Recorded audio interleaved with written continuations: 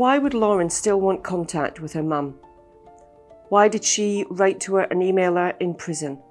Why did she want the no contact order rescinded through court?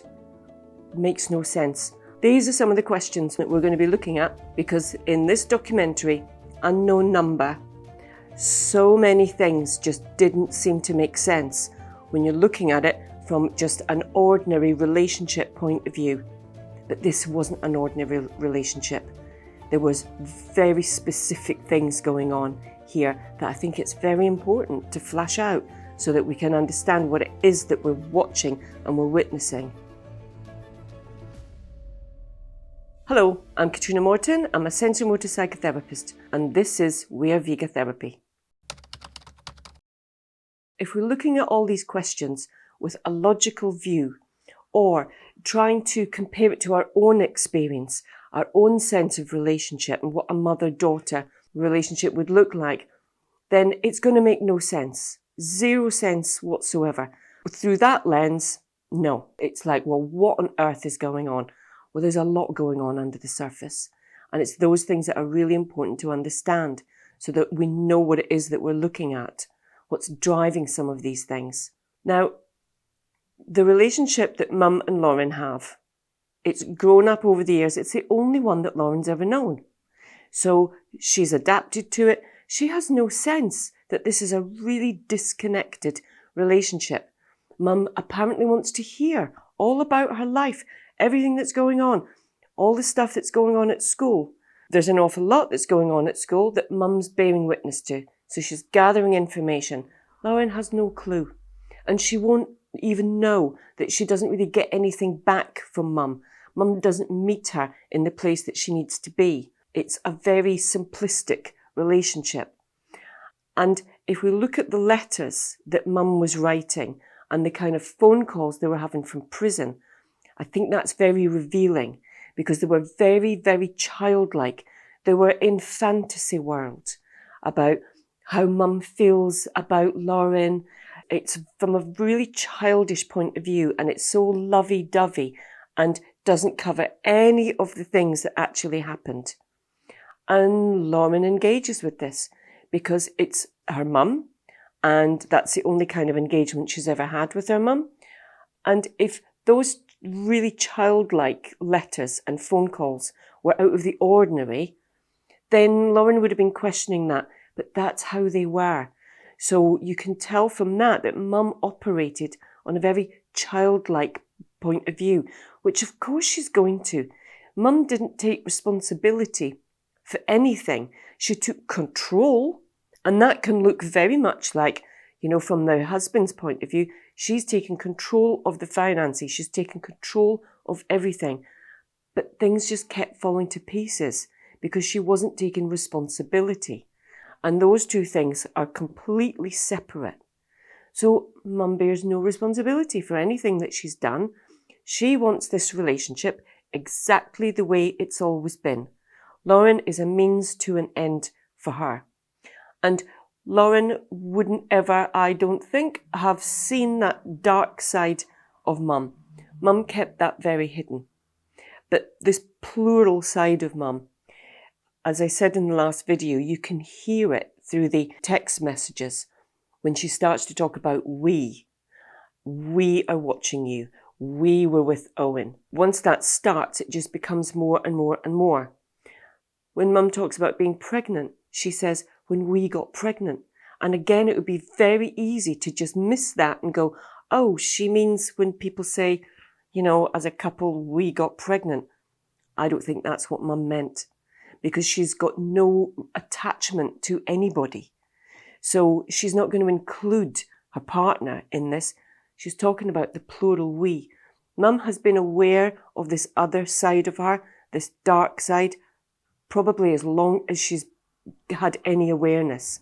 She's grown up with this, and she's never sought any help from it. It's just a part of her, but it plays out.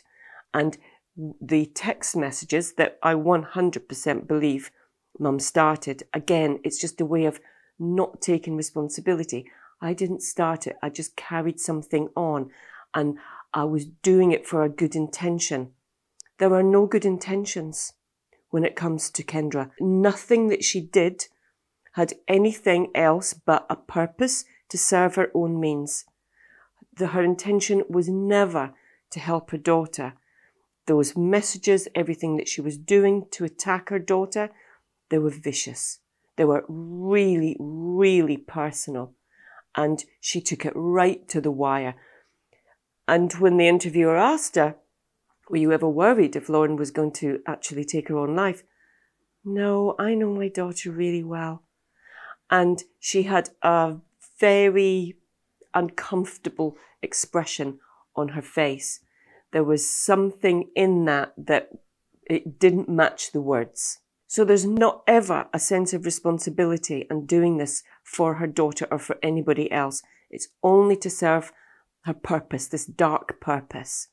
And when this started, it gave this dark side of her a vehicle to unleash itself, but also stay hidden. Unknown number. She went under the radar with it all. So she's playing it out. This dark side of her, suddenly it's unleashed. It's got a purpose. It can just do whatever it wants to do. And boy, it did. And it showed how dark it was. But it's all under the surface. It never shows up. And you can see the extent to which Mum doesn't get it. Deflects all the time, minimises. She really has no connection with the people that she's hurt or what she's done. Zero. She compares it to drink driving. Everybody breaks the law. Everybody makes mistakes. What she did was gargantuan in the level of hurt and manipulation and vitriol, as well as breaking the law, as well as breaking every moral code that there is. And she can compare it to something that on the scale of this is tiny. And she believes it because she has a really warped way of looking at this. If you feel nothing and Mum feels nothing, she operates from a very different system. Most of us operate from a place of emotion, compassion, empathy. There is none of that. So when you're viewing what Mum's doing and what she's saying, you've got to view it through that lens. She feels nothing, but she knows how it's supposed to look and how people are supposed to sound. And so she does her best version of that. But it's why her expression never matches the words that she's saying. And so that's all Lauryn's ever known growing up. So why does she want to keep in touch with her in prison? That's the only relationship she's had. And from the very beginning, that first snapshot of Lauryn, she's completely flat, shut down, disconnected, dissociated, because she's been through hell and back. She's been through a bombardment of horrendous messages, and she's not only had a learned behaviour of being a bit flat, disengaged, not knowing how to relate to people, but she's now completely overwhelmed and traumatised. So she's totally disconnected. She's saying the words, she's making sense, but she's not feeling anything. And so she can engage in this level of communication with her mum. That relationship, that attachment, once she understands what Mum's done, then it turns into a disorganised attachment. Because Mum is dangerous. She now knows Mum is dangerous. And the thing is with a disorganised attachment is it's easier to be in contact because then you've got a better sense of what's coming up. Proximity for a disorganised attachment feels safer because you can gauge it, you can judge it, you get a sense of maybe what's coming next. Distance, it's more alarming because this is all about primal survival and safety at this point. Now, there's a bit of context that was really important because there was some things that I was like, quite difficult to put these things together. One, why would Mum agree to do this? Knowing what she's done, she's been in prison. Why would she agree to do this knowing that it just puts her in a bad light? Mum feels nothing. She doesn't feel anything. She wouldn't want people to see her in a bad light. No, but it's not from a feeling point of view. Lauryn does all of those things when Mum's in prison, because Mum's then at an even bigger distance. So it can be even more of this kind of fantasy relationship that they've always had. But things changed. When Mum came out of prison, Lauryn then disconnected from Mum. And by the time the documentary was made, she hadn't seen Mum. So the reality of being apart actually started to dawn on her. And she was maybe able to do a little bit of healing, talking to other people that have been through all of this, starting to make a bit of sense, and also forming a much better relationship with her father. And you can see her starting to kind of thaw out, come alive a little bit, unfreeze, be able to just engage in things. Those clips of her with her dad at the end, she looks very, very different. And from that place, she's able to have a bit of reflection. This is what an engaged relationship is like. And, you know, Dad's had to do some work on his communication and his emotion and his relationship. But they've done it. They're doing that work. But from that point, Lauryn will know there's no changing this relationship with Mum. Mum stays up here. This didn't happen. I'm minimising it. It doesn't make any difference. She has no empathy for Lauryn. So why did Mum agree to do this? Now, the director of the documentary, Skye Borgman, said that she had to work on Kendra, on Mum. That at first she was reluctant because obviously she didn't want people to kind of see and hear what she'd done. But the director, obviously, she managed to get some kind of relationship with her, which you can tell when she's having her interviews. Mum's pieces were done after the documentary was kind of made, when a lot of the filming was done, when Mum came out of prison. So all of hers were filmed in quite short succession. And when she reluctantly agreed, because she said she wanted to tell her side and she wanted to do this for Lauryn and she was hoping it might help Lauryn. Again, I don't buy any of that because Mum feels no empathy to Lauryn. I think she was persuaded, and she was persuaded because she wasn't going to be given a hard time. She was just going to be allowed to tell her story. The director, I believe, was very clever because she knew that Kendra was going to tell her own story and actually show all of these sides of her personality that were going to be chilling and maybe help people to see how someone who looks completely normal from the outside can do such abhorrent things to her own daughter and all her daughter's friends and families in the vicinity of the community they grew up in. The director doesn't really challenge her. She asks her questions and she almost gives her an out in certain ways. You know, when you were talking about Lauryn's anorexia, you knew that her weight was a really kind of sore point for her. It was one of her insecurities. Mum jumped on it. Yes. Yeah, because I had those insecurities. Could that have been about you? Maybe it was about me. No, it wasn't. It was just another way out of deflecting, maybe being a bit of a victim and getting people to feel sorry for her. But nothing heartfelt in that whatsoever.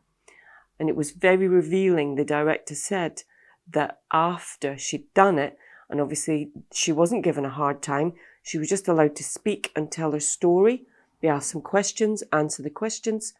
She said she really enjoyed it, that she'd found it a really good experience and a lot of fun. That is so revealing because this is a game that's playing out.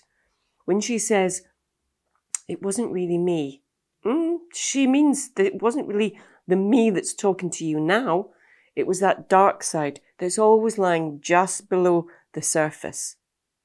And that dark side, it's with her all the time. I might have mentioned this in the first video, but I really want to make this point, because for a lot of people, when they hear that, they might go, oh, is that multi-personality disorder? Is that split personality disorder? Is that DID? No, it's not DID. I work with loads of people with DID. People with DID, they have shifts. They have other parts that will communicate to them. They understand what those parts are. Some people will have switches and another part will come forward, but it's not a linear thing. It comes in and out. Mum would sit for hours. Her dark side was just unleashed. It was unleashed underground, in the dark. Nobody could see who she was. She covered her tracks really, really well. She honestly believed she was never going to get found out, and she was safe because she knew what she was doing. And it took the FBI to really pull out all the stops to catch her and find out who she was. So she was doing this under a cloak. That's not how DID works. People with DID, they often have very little control over what part's coming through. They get triggered and another part will come on. But none of the people that I work with DID have a constant feed that's coming through. And also, it's not schizophrenia, because schizophrenia, yes, a lot of people with that condition, they also have a trauma history, but they're external voices. They're voices outside of them, talking to them, instructing them. Mum's not reporting any of that. This is a dark side of her. It is her. And it also doesn't fit into any form of psychosis. One, because it's so consistent. And Mum's messages, they come thick and fast. It's really consistent. And people with psychosis, they have an internal voice, or they have auditory or visual distortions and intrusions. There's none of that.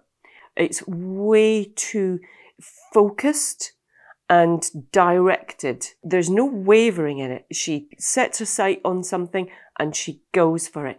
And everything, it's just attack, attack, attack.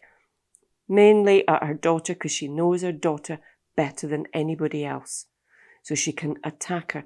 So Lauryn is experiencing, it's way more personal for Lauryn than it is for anybody else, because she knows her so well. And so it's so deeply impacting.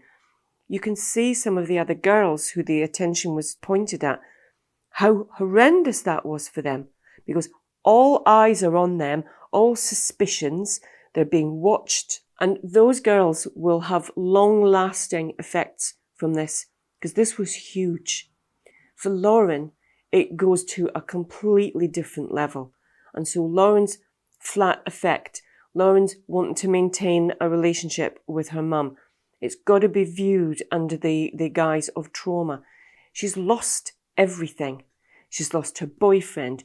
Whatever relationships she was having with people at school, they would just be getting less and less, because she's getting more and more withdrawn, more and more shut down, and less able to engage. And so for Lauryn, her whole world would be shrinking. And these attacks that were coming for her at all times of the day, at every angle, nothing was sacred for her. These messages laid her every single insecurity she had out. And if there were things that she wasn't insecure with before, she certainly would be now, because they're just attack, attack, attack.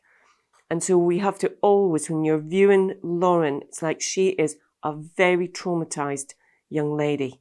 There were other little anomalies in this documentary that, well, they just kind of stood out for me. And one was when the police arrived at the house to question Mum, at the back of the room was a table and it was full of bottles of booze. Absolutely full. And there was no mention made of that. But it just poses a question for me. Was Mum the drinker? Or was Dad a drinker because he was in such a disconnected relationship that it was the only way he could get through? Or was it Mum and it was the way that she used alcohol to either suppress this dark side of her or to give it some kind of release when she was getting into her hours and hours of text messaging. And when Mum goes to reach out to Lauryn, not only was that just for Mum, that was not for Lauryn, she wasn't even looking at Lauryn.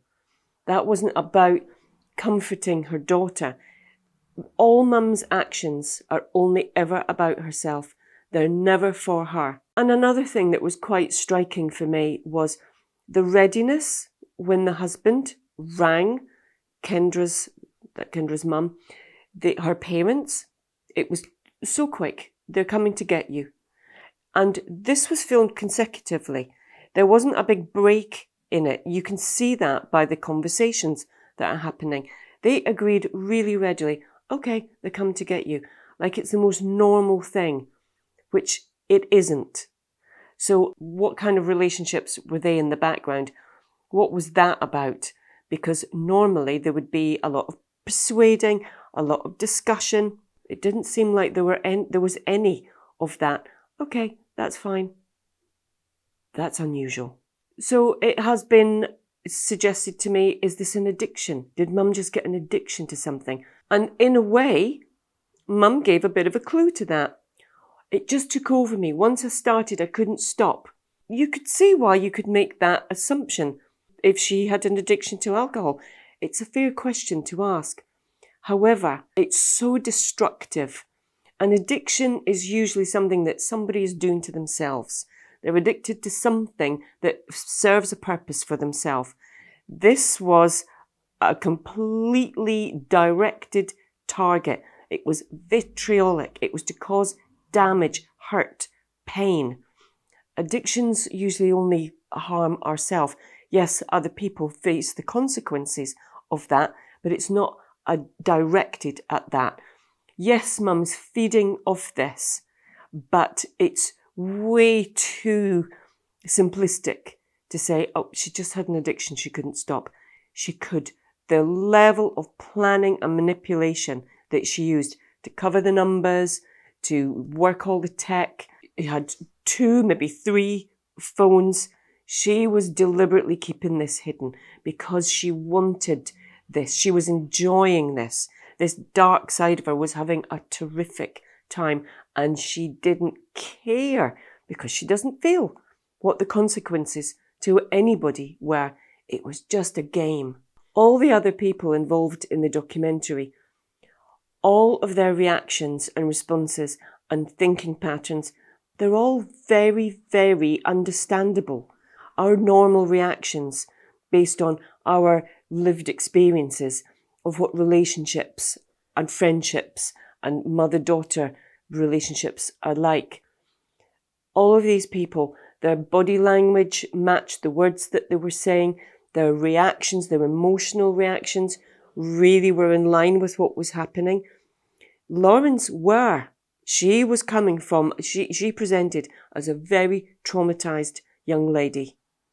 And when you watch the documentary, you understand. And some of those messages were flashed up, but others were just like, they were coming at her thick and fast. She was shut down, frozen and dissociated. The only anomaly in any of this was Mum. If you view her with the understanding of this woman is incapable of feeling anything, the only thing that she might have a little teeny sense of is self-pity. That's it. She feels a bit of joy, but it's the most inappropriate places from her dark side. So if you view her through that lens, only then does it start to make sense. So I really hope that helps give some insight into the kind of psychopathology of what's going on for all of these people, and some insight into actually how things panned out and why things were the way they were, and why someone like Kendra can do what she did. When people don't feel, they can be very dangerous. I'm not saying that everybody that's cut off from their emotions is dangerous, but there are people like Kendra out there, and they can cause untold damage and do awful things. When people don't feel, their only question is, do I want to do this? Will I get caught? Will I get away with it? Not how's it going to make people feel? What's the aftermath? What guilt, what remorse am I going to feel? None. If you don't feel, none of those things come into play, which is why it makes someone like Kendra very dangerous. So if you've found this interesting, if you've enjoyed this video, then give us a like and subscribe to our channel, and I look forward to seeing you again very soon. Bye!